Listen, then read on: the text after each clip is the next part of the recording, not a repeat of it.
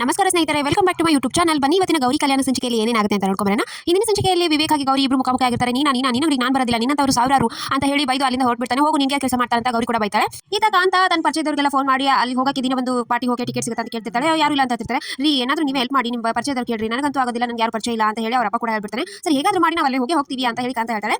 ಆಮೇಲೆ ಈತ ವಿವೇಕ್ ಆಗಿ ಅವ್ರ ತಮ್ಮ ಇಬ್ರು ಬೇರೆ ಕಡೆ ಎಲ್ಲಿ ಸಿಗೋದಿಲ್ಲ, ತಾತ ಅದೇ ಸೆಟ್ ಬೇಕು ಅಂದಿದ್ದಾರೆ, ಅದೇ ಚಾನ್ಸ್ ಬಿಟ್ ಅಂತ ಅನ್ಕೋತಾ ಇದೀವಿ ಅಂತ ಹೇಳ್ತಾನೆ. ಈತ ಬನ್ನಿ ಗೌರಿ ಹೇಳ್ತಿರ್ತಾನೆ, ಯಾಕೆ ಒಳ್ಳೆ ಚಾನ್ಸ್ ಮಿಸ್ ಮಾಡ್ಕೊಂಡಿದ್ವಿ, ಇದು ಸಿಕ್ಕಿದ್ರೆ ಸಾಲ ಎಲ್ಲ ತೀರಿಸಬಹುದಾಗಿತ್ತಲ್ಲ ಅಂತ ಹೇಳ್ತಾನೆ. ಈತ ಗೌರಿ ಕೂಡ ಯೋಚನೆ ಮಾಡ್ತಿರ್ತಾರೆ. ಆಮೇಲೆ ಚಂಚಲಾಗಿ ಅವ್ರ ಮಗ ಇಬ್ರು ಮಾತಾಡ್ತಿರ್ತಾರೆ.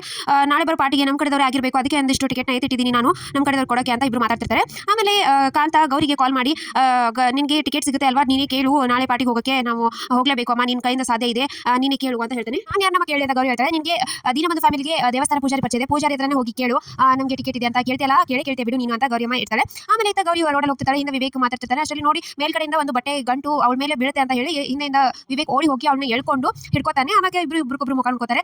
ಬಿಡು, ನನ್ನ ಯಾಕೆ ಹಿಡ್ಕೊಂಡಿದ್ಯಾ, ಇಷ್ಟು ಹಿಡ್ಕೊಂಡ್ರೆ ಸಾಕು, ಚಾನ್ಸ್ ಸಿಕ್ಕರೆ ಸಾಕು, ಹಿಂಗೆ ಮಾಡ್ತಿರಲ್ಲ ಅಂತ ಹಿಂದೆ ಬಟ್ಟೆ ಬೀಳ್ತಾ ಇತ್ತು ಅಂತ ಹೇಳ್ತಾನೆ. ಅಷ್ಟರಲ್ಲಿ ಅವರು ಬಟ್ಟೆ ಬಿದ್ದಿದ್ದನ್ನೇ ಎತ್ಕೊಂಡು ಹೋಗ್ಬಿಟ್ಟಿರ್ತಾರೆ.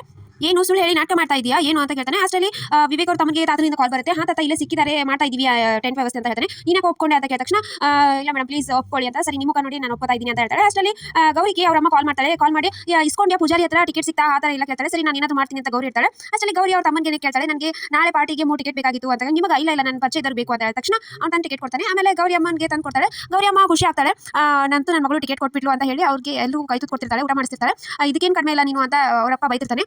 ನೋಡಿ ನೀವು ನಾಳೆ ನನ್ನ ಮಗಳು ಅವನನ್ನ ಇಷ್ಟಪಟ್ಟು ಅವನಿಗೆ ನನ್ನ ಮಗಳನ್ನ ಮದುವೆ ಆಗ್ತೀನಿ ಅಂತ ಅನ್ನೋ ಥರ ಮಾಡ್ತೀನಿ. ನಾಳೆ ನನ್ನ ಮಕ್ಕಳಿಗೆ ಯಾವುದೇ ಕಷ್ಟ ನಾನು ಕೊಡಲ್ಲ, ಕಷ್ಟ ಬಂದು ನಾನು ಅನುಭವಿಸ್ತೀನಿ, ನನ್ನ ಮಕ್ಕಳು ಸುಖದಂದನ ಇಡಿಸ್ತೀನಿ ಅಂತ ಹೇಳಿ ಮಾತಾಡ್ತಿರ್ತಾಳೆ.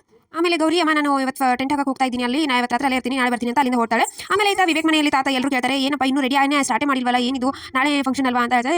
ಅಷ್ಟರಲ್ಲಿ ಗೌರಿ ಕೂಡ ಹೊರಗಡೆ ಬರ್ತಾಳೆ. ಬಂದ್ರು ಒಳಗಡೆ ಬನ್ನಿ ಅಂತ ಹೇಳಿದ ತಕ್ಷಣ ಗೌರಿ ಒಳಗಡೆ ಬರ್ತಾಳೆ. ಬಂದ ತಕ್ಷಣ ದೇವ್ರು ನೋಡ್ತಾಳೆ. ದೇವ್ರ ಮುಂದೆ ದೀಪ ಇರೋದಿಲ್ಲ, ಅದಕ್ಕೆ ದೀಪ ಹಚ್ಚಿ ನಮಸ್ಕಾರ ಮಾಡ್ತಾಳೆ. ಮನೆಯವರೆಲ್ಲರೂ ವಿಚಿತ್ರವಾಗಿ ನೋಡ್ತಿರ್ತಾರೆ. ಆಮೇಲೆ ಈತ ಕಾಂತ ಆಗಿ ಮೋನಿಕಾ ಇಬ್ರು ಬಟ್ಟೆ ಯಾವ್ದು ಹಾಕೋಬೇಕು ಅಂತ ಎಲ್ಲ ಹುಡುಕ್ತಿರ್ಬೇಕಾದ್ರೆ ಗೌರಿ ಇಟ್ಟಿರೋ ದುಡ್ಡು ಅವ್ರ ಕಣಿಗೆ ಬೀಳುತ್ತೆ.